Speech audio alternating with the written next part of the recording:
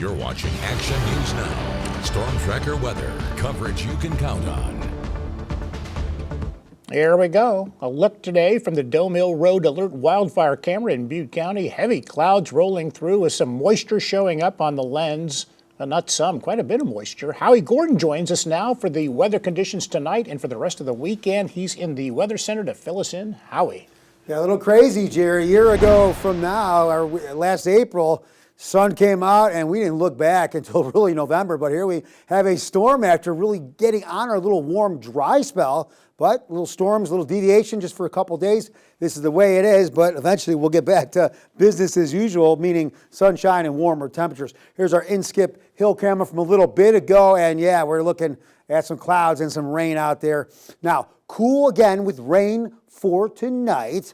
Rain and mountain snow tapers off on Sunday. We'll go into that, and then warmer for next week. All right, overnight again, dropping down into the 40s for the valley where, again, remember, much of last week, we didn't drop out of the 50s. So definitely cooler in the day and cooler at night, except for Alturas, only bottoming out at 40. We were seeing the 20s for days on end. Chester dropping to 34, Weaverville with a low of 42 degrees. And then for tomorrow, okay, as we move through the day, it'll get better in terms of a little warmer and drier and a little more sunshine, but these are what we're looking at temperature-wise, and this is more than almost 15 degrees below average. Remember, we should be about 77 degrees. We're staying in the low to mid-60s. Weaverville and Hayfork, not bad, in the mid-60s. Alturas topping out at 57 degrees. Okay, here's our future cast starting tonight. Here's what we have. So it looks very similar to the radar. Snow in the mountains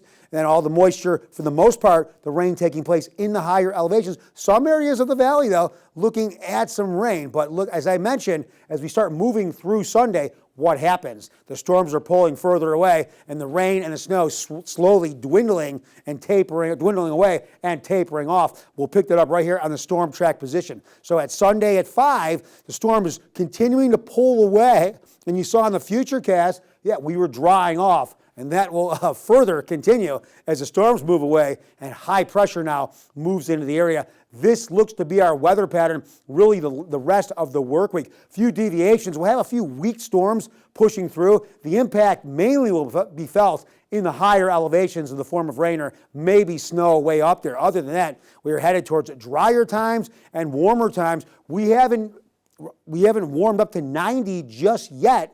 There's a possibility we do that during the week as high pressure, again, continues to clear out the skies, maximum sunshine, push down on the atmosphere and warm us, and allow some of that warmer air from the south continue to move up into northern California. So really, high pressure should hold off most of the activity the rest of the way, other than a few small storms that want to move into the area. Other than that, high pressure is going to do this right here. After tomorrow on Sunday, we warm up pretty much the rest of the way. And as I mentioned, we might get close to that 90-degree mark where we haven't been just yet. So we had a couple cool days there, Jerry, but I think we're headed back to business as usual pretty soon. Well, we like it. Thank you so much, Howie. Time for the interactive